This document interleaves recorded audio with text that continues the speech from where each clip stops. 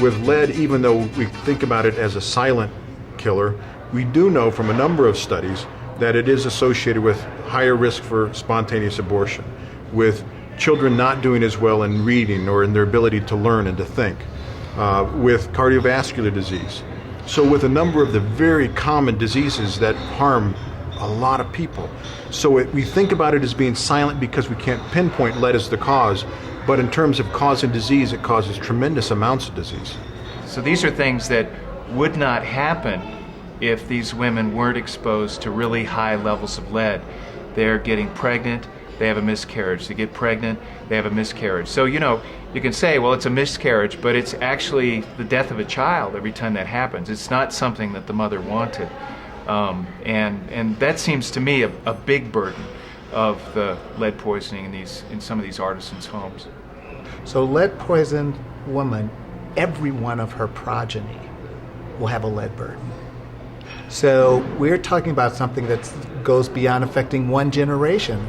And there seems to be quite a bit of difference in terms of the clarity and the detail of those who work outside of the lead environment now versus those who continue to work in lead. And that's one of the most well-described problems of lead poisoning, is that they lose the fine motor control. So it's really quite striking what we saw. It was, I agree.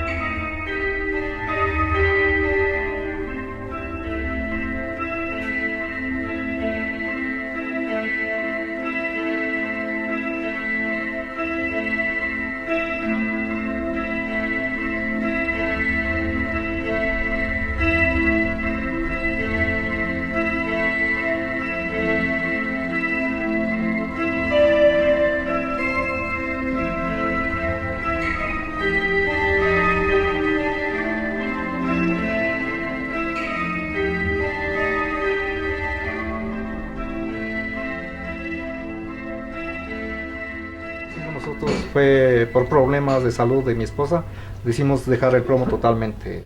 Estaba uno esmaltando y como uno esmalta mucho, ya de rato aquí sentí uno como que arde, se pone la garganta como dulce, ¿sabe cómo?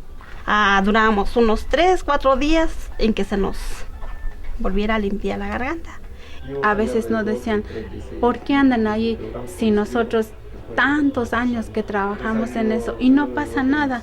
Pero no es porque no pasa nada, es que no sabían y todavía no saben y todavía no entienden.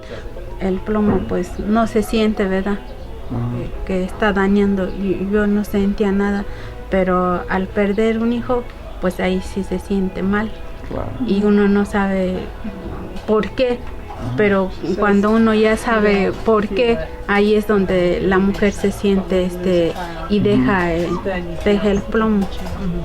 There are solutions that, if mapped out over the next 5 to 10 years, you could begin to see how very easily you would phase out the use of lead, you would improve and enhance this industry, and you would dramatically improve the health of the workers and their families. I mean, I think I can speak for all three of us. When we went into the homes of the families where they have moved towards a lead-free environment, and we compared those to families who lived in a leaded environment, it was striking.